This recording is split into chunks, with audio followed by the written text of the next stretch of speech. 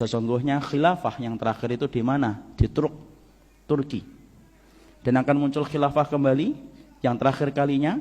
Kalau merujuk kepada apa yang disampaikan Nabi, akan berdiri kembali khilafah alamin hajin nubuwah.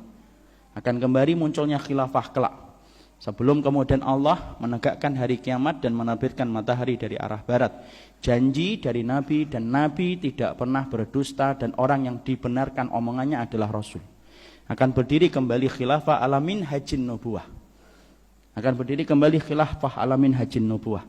Membawa kedamaian, membawa keadilan, dan membawa akidah dan tauhid di atas muka bumi ini. Dan itu janji yang akan muncul kembali setelah jatuhnya khilafah yang terakhir 1924 pada bulan Maret di Turki. Makanya setelah kehidupan jatuhnya khilafah Utsmaniyah, kita ini sebagaimana anak ayam yang kehilangan induknya, sampai kemudian tercerai-berai. Sampai akhirnya kita dipotong-potong jadi negara-negara kecil setelah pasca peperangan dunia kedua. Coba Bapak, dulu tidak ada itu Muslim Saudi, Muslim Mesir, semuanya jadi satu khilafah. Mesir itu pada zaman Rasulullah, pada zaman khilafah itu bukan negara, tetapi apa? Provinsi.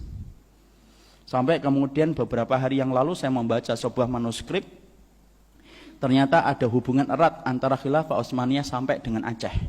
Dan itu menunjukkan betapa besarnya kekuatan khilafah, dan sesungguhnya khilafah itulah perkara yang dikhawatirkan dan ditakuti oleh orang-orang kafir ketika kaum muslimin berkumpul dalam satu komando, yaitu komando khilafah yang menjalankan kitabullah dan sunnah.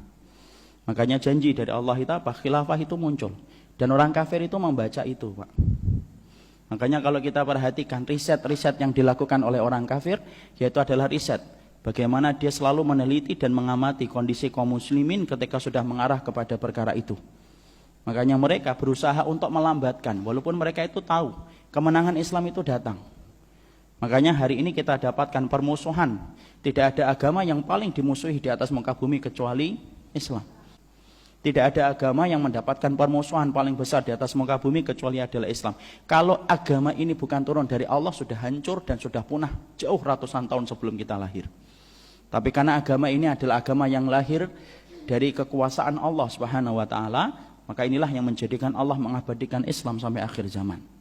Makanya orang-orang kafir itu ngerti betul, kemenangan Islam itu pasti datang. Karena bisa jadi, maaf Pak, orang kafir itu bisa meredam semangat Islam, tapi tidak bisa meredam kemenangan. Mereka bisa merusak bunga, tapi mereka tidak bisa menahan musim semi untuk datang. Dan musim semi bagi kehidupan Islam adalah kemenangan bagi kaum muslimin.